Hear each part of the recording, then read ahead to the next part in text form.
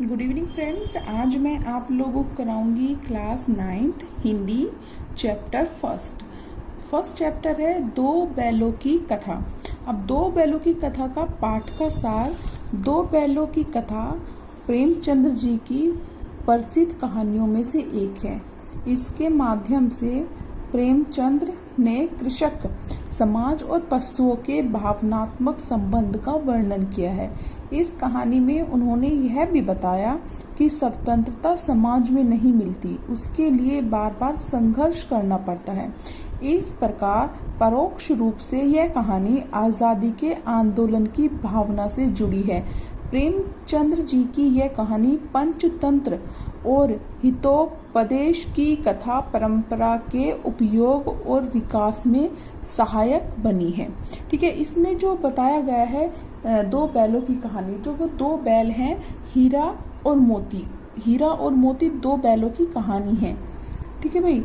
और कृषक समाज, जो भाई कृषक समाज जो है वही बैल रखते हैं, तो हीरा और मोती दो एक कृषक है, उसके ये दो बैल हैं और उनके बारे में बताया गया है। पशुओं के भावनात्मक संबंधों के बारे में बताया गया है, इमोशनली वगैरह कि वो किस तरीके से एक दूसरे से इमोशनली अटैच रहते हैं, मतलब हीरा और मोती। ठीक है, नेक्स्ट ये बताया गया जानवरों में प्राय गधा ही एक ऐसा जानवर है जिसे बेवकूफ़ की संज्ञा दी जाती है। आमतौर पर हम जब भी किसी पागल अथवा मूर्ख कहते हैं या समझते हैं तो उसे गधा कहते हैं, क्योंकि गधा बहुत सीधा होता है। यदि गधे की तुलना अन्य जानवरों से करें तो हम पाएंगे कि गधे के अलावा सभी जानवर क्रोधित हो सकते हैं, परंतु गधा बेचारा सीधा रहता है। गधा प्राय बैसाख के मास में ही खुश होता है, उसका व्यवहार किसी भी दशा में परिवर्तित नहीं होता। जैसे कहते हैं ना बैसाख, मतलब बोलते हैं कि सावन के अंधे को सभी हरा हरा दिखता है, तो ऐसे बैसाख के महीने में ही गधा खुश होता है और उसका मूड परिवर्तित होता है। वास्तव में गधे का स्वभाव शांत, साधुओं और मुनियों की तरह होता है। यही कारण है कि विदेशों में भारतीय लोगों की इतनी दुर्गति होने के बावजूद वो चुप रहते हैं, सहन करते हैं और अपने जीवन आदर्श पर दाग लगाते हैं। वही लोग जब विरोध करते हैं तो उच्च श्रेणी के कहलाने लगते हैं। जापान एक ऐसा देश है जिसे पूरा संसार केवल विजय से पहचानने लगा था। लेखक के अनुसार गधे का अनुज बैल है, ठीक है, जो सीधा तो है परंतु कभी कभी अड़ियल बन जाता है। और ये कहानी जो है भाई दो बैलों की कहानी है, हीरा और मोती की। ठीक है,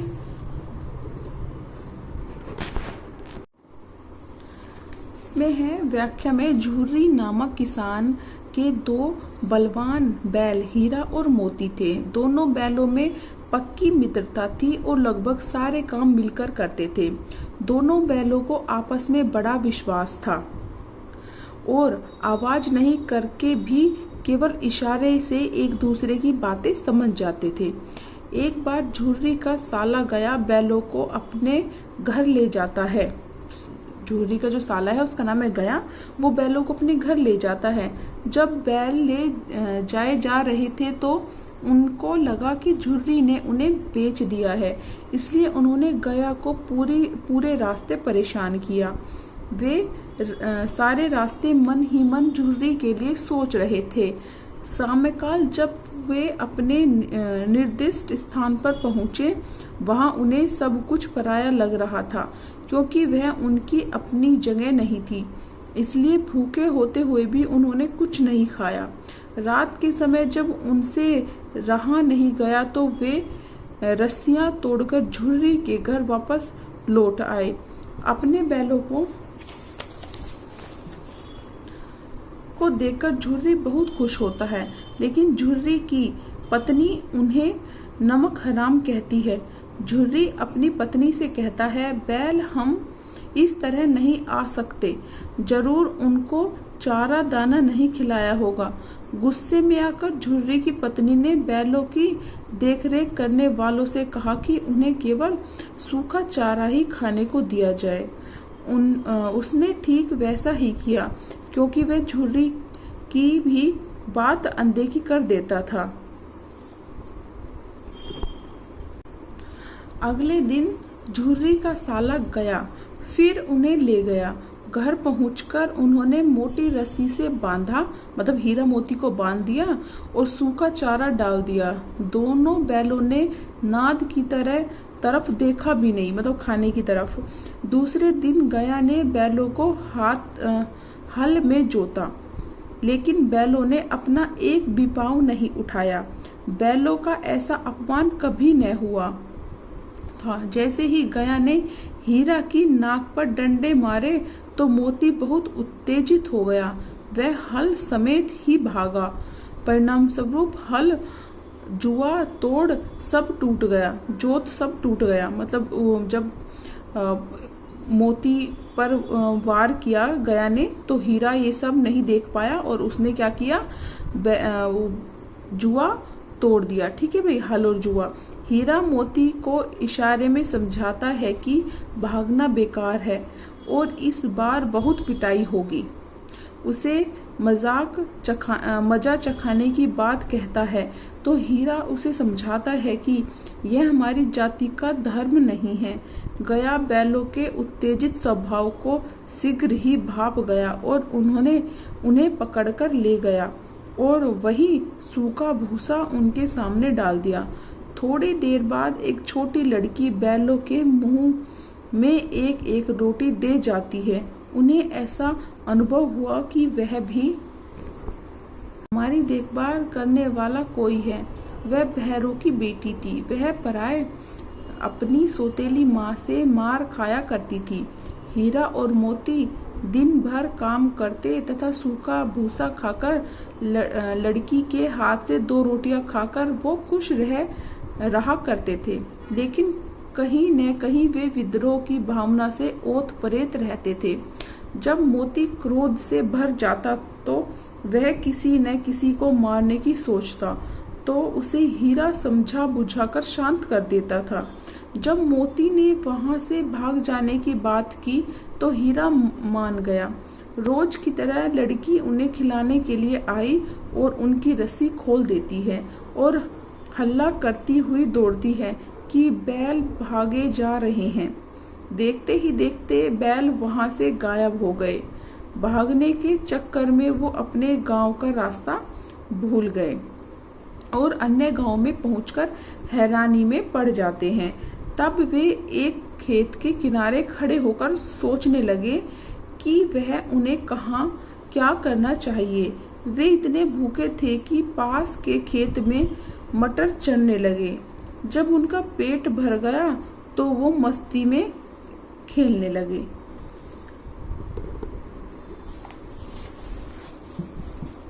लेखक ने बताया कि जब वे मजे से मस्ती कर रहे थे तब एक सांड उनकी ओर आता दिखाई दिया।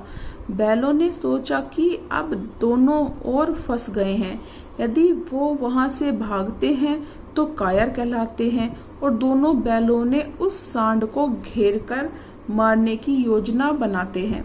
और ऐसा ही हुआ। हीरा ने आगे से वार किया तथा मोती ने पीछे से टक्कर मारी। इस तरह सांड बहुत जख्मी हुआ और वह वहां से भाग खड़ा हुआ।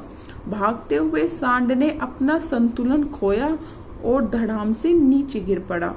मोती सांड को फिर से मारने के लिए आगे बढ़ता है, किंतु हीरा उसे रोककर कहता है कि गिरे हुए शत्रु पर वार नहीं करना चाहिए। थोड़ी देर बाद उन्हें फिर से घर पहुंचने की चिंता होती है। मोती कहता है कि कुछ खाकर सोचते हैं। वे फिर मटर के खेत में घुस गए। हीरा ने उसे मना भी किया, परंतु वह नहीं माना। तभी 2 आदमी लाठी लिए हीरा और मोती को घेर लेते हैं। पानी के कारण मोती के खुर कीचड़ में धंसने लगे। वह वहां से भाग नहीं सका। हीरा ने देखा कि मोती फंस गया तो वह भी वहां आ गया। दोनों बैलों को मवेशी खाने में बंद कर दिया गया।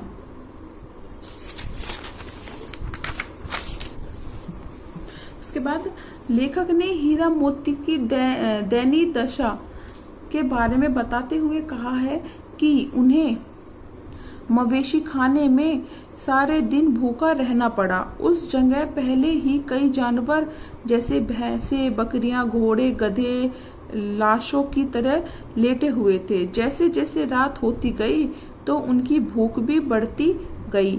तो हीरा विद्रोही स्वभाव में मोती से वहां से भाग लेने के लिए कहता है। उपाय ढूंढकर वो बाड़े की कच्ची दीवार तोड़ने की सलाह बनाते हैं। हीरा अपने मजबूत सींगों के प्रहार से कच्ची दीवार तोड़ने का प्रयास करता है। ऐसा करने पर मवेशी खानों के चौकीदार द्वारा हीरा पर डंडे बरसाए जाते हैं तथा मोटी रस्सी से बांध दिया जाता है। फिर मोती कच्ची दीवार पर टक्कर मारने लगता है। धीरे धीरे वह आधी दीवार गिरा देता है।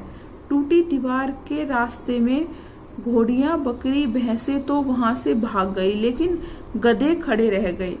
हीरा ने गधे से वहीं खड़े रहने का कारण पूछा तो गधे ने कहा कि दोबारा पकड़ लिए गए तो हम तो यहीं खड़े रहेंगे। मतलब वो भागे भी नहीं गधे। उन्होंने कहा हम तो दोबारा पकड़ लिए जाएंगे और फिर हमें यहीं लाकर बांध दिया जाएगा और पीटा जाएगा, इसलिए गधे भागे नहीं। ठीक है भाई।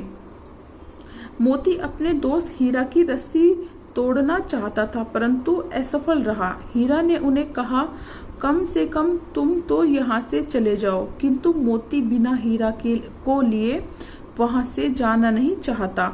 हीरा मोती से कहता है कि वह चला जाए अन्यथा उसे बहुत मार पड़ेगी। तब मोती कहता है उसने लगभग 9-10 जानवरों की जान बचाई है, वो सारे उसे आशीर्वाद देंगे।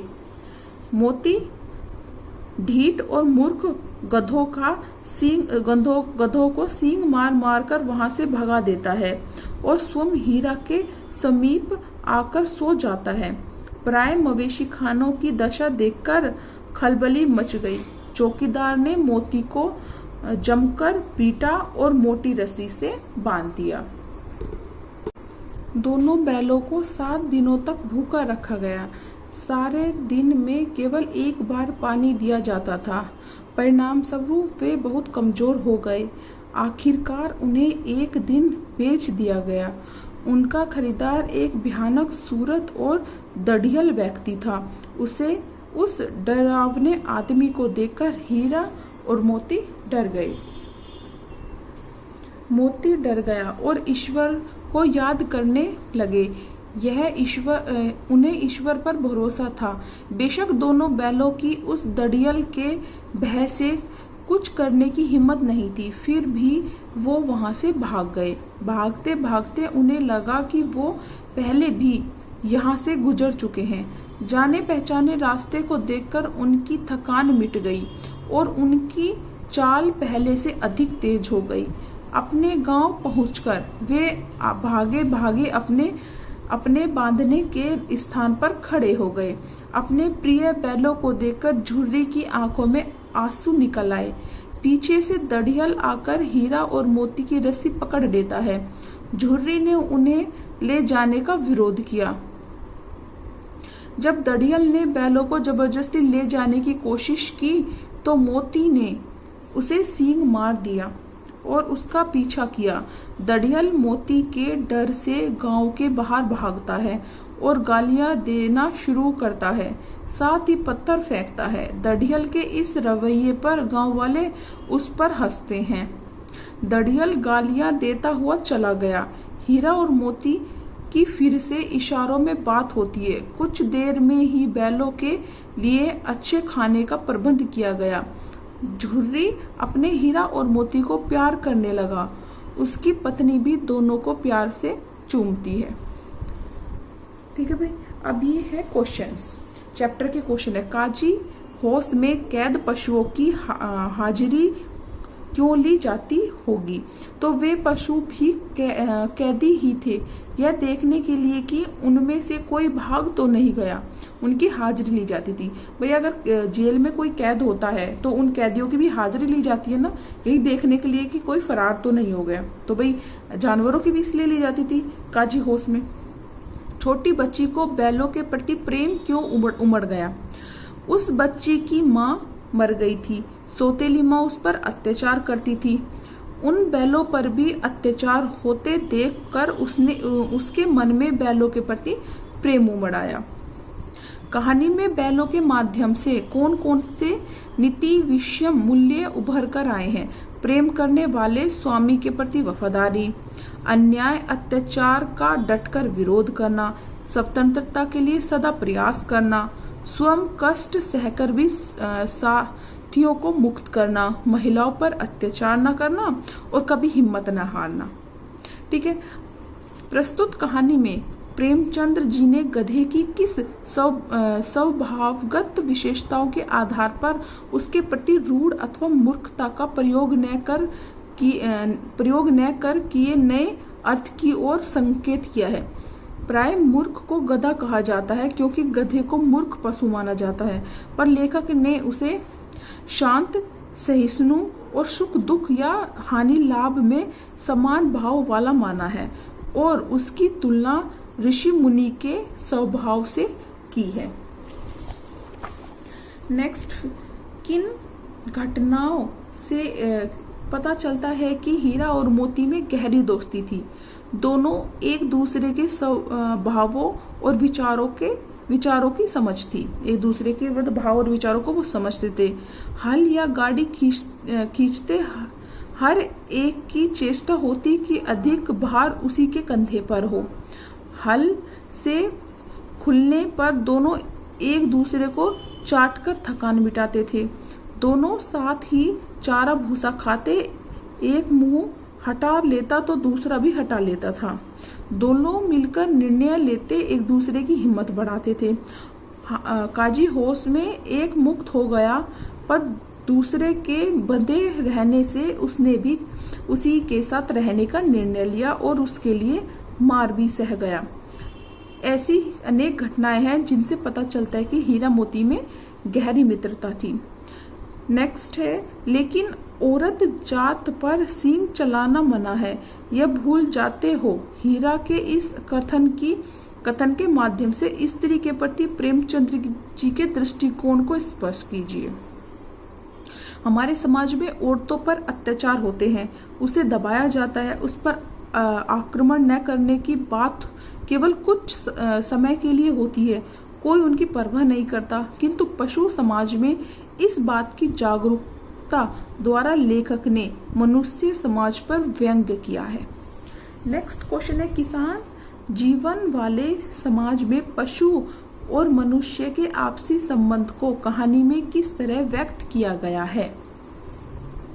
कृषक जीवन वाले समाज में पशु और मनुष्य का गहरा संबंध है, वो एक दूसरे पर आश्रित हैं। किसानों को हल चलाने, गाड़ी ढोने के लिए बैल चाहिए। बैलों को ताकतवर बनाए रखने के लिए उन्हें अच्छा चारा दाना भी मिलना जरूरी है। कहानी में इस संबंध को स्पष्ट दिखाया गया है। झुर्री बैलों को प्यार करता था और बैलों की बढ़ा चढ़ाकर उसका काम करता, बैल भी बढ़ा चढ़ाकर उसका काम करते थे। दूसरी ओर गया बैलों से काम तो लेता था पर उन्हें पर्याप्त भोजन नहीं देता था, तो बैल उसके पास से भाग जाते थे।